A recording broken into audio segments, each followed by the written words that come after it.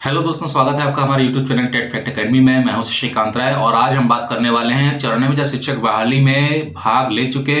वैसे अभ्यर्थी जो कि अनुपस्थित थे। जी हाँ, जो ऐसे अभ्यर्थी जो अनुपस्थित थे, क्या उनको अगले चरण की जो बहाली प्रक्रिया होगी, यानी कि जो अगला जो काउंसलिंग का कैंप लगेगा शेष बची हुई रिक्तियों पर, क्या उसमें वो पार्टिसिपेट कर पाएंगे कि नहीं कर पाएंगे, इसी पूरे माजरे को आज यहाँ पे हम समझाने का प्रयास करेंगे। इसकी एक पूर्ण जो है समीक्षा आपके सामने रखेंगे कि कौन कौन शिक्षक अभ्यर्थी अगले चरण की जो काउंसलिंग होगी बची हुई शेष रिक्तियों पे उसमें भाग ले सकते हैं या नहीं ले सकते हैं। ये एक जो है गंभीर विषय है,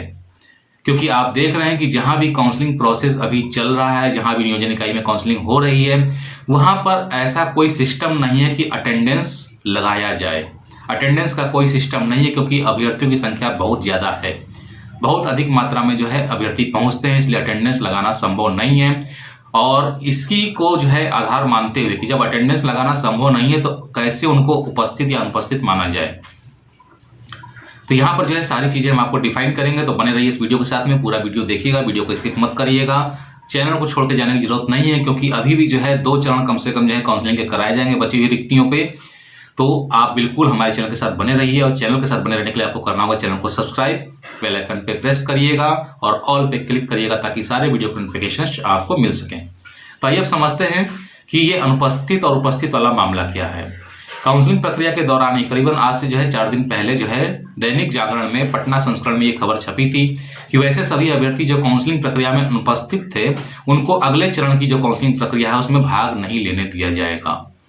तो आखिर ये माजरा क्या है, इसको आप डिटेल्स में समझिए। वैसे मैं इस पर वीडियो बना दिया था, उस न्यूज को मैंने जो है आपको जो है दे दिया था। आपने नहीं देखा है तो आप चैनल के प्लेलिस्ट में जाकर देख सकते हैं। वो पेपर की कटिंग वहां पे आज भी मैंने लगा कर रखी हुई, वीडियो बना के रखा हुआ है। आज हम इसको समझाएंगे कि कौन अनुपस्थित है, कौन उपस्थित है। मान लिया कि कोई एक अभ्यर्थी है जिसका नाम ए है, उसका जो मेरिट है, मान लिया कि उसका मेरिट बनता है 88% और वो यूआर कैटेगरी का है। मान लिया वो किसी काउंसलिंग में जो है काउंसलिंग सेंटर पे जो है काउंसलिंग कराने गया है और वहां पे जो है सीटों की संख्या 2 है और उन 2 सीटों पे किसी का चयन हो जाता है, लेकिन वो वहां पर उपस्थित है, उसका चयन वहां पर नहीं हुआ किसी कारण से, क्योंकि उससे अधिक मेरिट वाले व्यक्ति वहां पे उपलब्ध थे। तो अब समस्या ये है कि वो वहां पे उपस्थित है और उसका जो है काउंसलिंग नहीं हो पाया, यानी कि उसको नौकरी नहीं मिल पाई, क्योंकि उसका मेरिट ऊपर के अभ्यर्थियों से कम थी। तो ऐसे अभ्यर्थियों को क्या माना जाएगा? ऐसे अभ्यर्थियों को अगले चरण की जो काउंसलिंग प्रक्रिया होगी उनको उपस्थित माना जाएगा। अगले चरण की जो काउंसलिंग होगी उसमें भाग वो ले सकते हैं, क्योंकि जो उनका जो कट ऑफ है उस जो कट ऑफ से जो है क्या है, नीचे है। यानी कि ऊपर के जो अभ्यर्थी हैं जो वहां पे उपस्थित थे, जिनका काउंसलिंग कराया गया, जिनको नियोजन दिया गया, सिर्फ उनको जो है उसमें उपस्थित माना जाएगा और इनको जो है उसमें उपस्थित नहीं माना जाएगा। ठीक है, यानी कि एक पर्टिकुलर कट ऑफ जहां तक गया है, यूआर कैटेगरी या किसी भी कैटेगरी में जहां तक पर्टिकुलर कट ऑफ गया है वहां तक के अभ्यर्थियों को क्या माना जाएगा, उपस्थित माना जाएगा,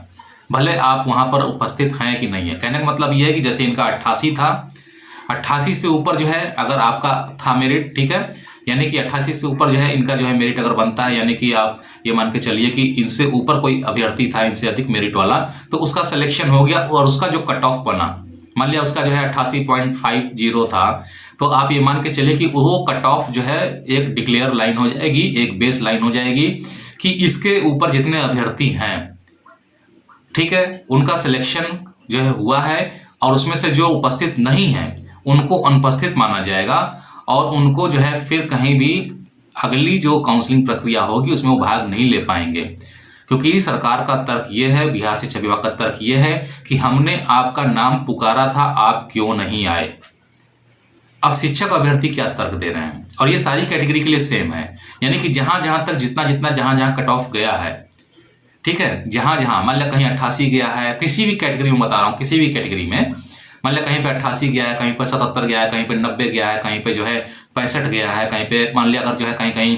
64 गया है या कहीं कहीं 60 भी गया है, तो ये सारे जो कट ऑफ मार्क हैं ये एक जो है अटेंडेंस का बेस लाइन है।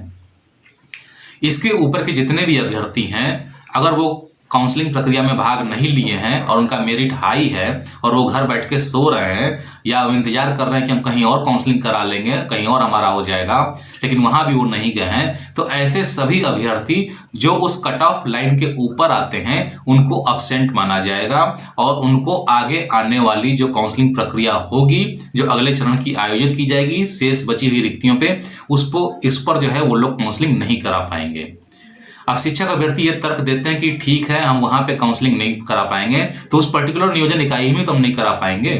मान लीजिए जैसे जो है आपका जो है भोजपुर में जो है मान लिया गया काउंसलिंग कराने और वहां पे 88 कट ऑफ बन गया, ठीक है, 88 कट ऑफ बन गया तो 88 के ऊपर में अगर कोई अभ्यर्थी कहता है कि चलो हम भोजपुर में ही तो नहीं करा पाएंगे, लेकिन ऐसा नहीं है, क्योंकि उसने जहां जहां आवेदन किया होगा वो हर जगह उस जो है कट ऑफ के अंदर आ रहा होगा। उसने मान लिया कोई टॉपर लड़का है तो वो हर जगह उस लिस्ट में कट ऑफ के अंदर आ रहा है, तो वो उन सभी नियोजन इकाइयों में अब्सेंट माना जाएगा। वो जो है उन सभी नियोजन इकाइयों में क्या माना जाएगा, अब्सेंट माना जाएगा और अब उसको काउंसलिंग प्रक्रिया में जो आगे चरण आयोजित किया जाएगा उसमें वो भाग नहीं ले सकता है। और शिक्षक अभ्यर्थी ये सोच रहा है कि हमने इस पर्टिकुलर नियोजन इकाई में जो है पार्टिसिपेट कर लिया है, ठीक है, या हम एक पर्टिकुलर नियोजन इकाई में नहीं गए तो सिर्फ मुझे वहीं पे अब्सेंट मानेगा, ऐसा नहीं है, क्योंकि आपने आवेदन 150, 200 आवेदन, कोई 500 आवेदन किया है, हर नियोजन इकाई में किया है और आपका कट ऑफ लगभग उतना ही सिमिलर है। अगर उस कट ऑफ लाइन तक आपका जो है वहां पे सिलेक्शन हुआ है किसी अभ्यर्थी का और आप उसमें प्रेजेंट नहीं हुए तो आपको हर जगह अब्सेंट माना जाएगा। यही नियम है इस काउंसलिंग प्रोसेस में। तो ऐसे अभ्यर्थियों को जो अगले चरण की काउंसलिंग होगी वहां पर आपको मौका नहीं मिलेगा और ना ही आपको नौकरी मिलेगी। और इसके आगे की जो शेष बची जो रिक्तियां होंगी उस पे जो नियोजन प्रक्रिया चलेगी, उस पे जो काउंसलिंग प्रक्रिया चलेगी, वो उस कट ऑफ से नीचे के लोगों को ही बुलाया जाएगा। यानी कहीं पे अगर 84 कट ऑफ गया है किसी भी कैटेगरी का, मान लो चाहे जनरल हो चाहे बीसी कहीं भी, यानी कि एक एग्जाम्पल के तौर पे 84 कट ऑफ गया है,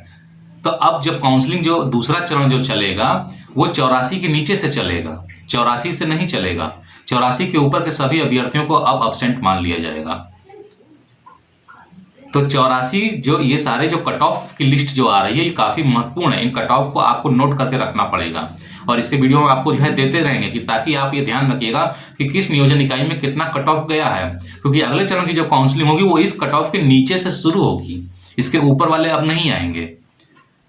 यानी 84 गया है तो 83 से ही शुरू होगा, तो 83 के नीचे के लोगों को काउंसलिंग में जो है भाग लेने का मौका मिलेगा, इसलिए निराश होने की जरूरत नहीं है। हाँ, यहाँ पे धक्का लगा है दिसंबर सीटेट के अभ्यर्थियों को और जनवरी सीटेट के अभ्यर्थियों को 2021-2019 वालों को कि नया आवेदन नहीं लिया जाएगा, जैसा कि पहले उनको जो है सांत्वना दी जा रही थी कि नया आवेदन लिया जाएगा, लेकिन उनको एक थोड़ा सा झटका लगा है, उनको आवेदन करने का मौका नहीं मिलेगा और करीबन 1-2 साल और भी इंतजार करना उनको पड़ेगा। तो उम्मीद है कि आपको समझ में आया होगा कि कैसे अटेंडेंस ली गई है। एक ऑटोमेटिक अटेंडेंस सिस्टम मतलब एक अपना लिया गया है कि कट ऑफ लाइन तक जो अभ्यर्थी है वो अटेंडेंस में उपलब्ध है, उसको उपस्थित माना जाएगा। अगर उसने जो है वहां काउंसलिंग कराई, उसका सिलेक्शन हुआ है तो ठीक है, और जो लोग नहीं आए हैं उस कट ऑफ लाइन के अंदर वाले उनको अब्सेंट माना जाएगा और जब अगली काउंसलिंग होगी तो उस कट ऑफ के नीचे के लोगों को ही बुलाया जाएगा और ऊपर के लोग जो अब्सेंट थे उनको नहीं बुलाया जाएगा, नहीं उनको मौका मिलेगा। और ये हर उस नियोजन इकाई में उनको मौका नहीं मिलेगा जहां पर उनका नाम पुकारा गया और वो वहां पर नहीं थे। तो उम्मीद है कि वीडियो आपको समझ में आ गया होगा। वीडियो अगर आपको पसंद आया हो तो वीडियो को लाइक करिएगा, शेयर करिएगा, चैनल को सब्सक्राइब करना ना भूलिएगा। तो जल्दी मिलते हैं अपने नए वीडियो के साथ में, तब तक के लिए इजाजत दीजिए। धन्यवाद।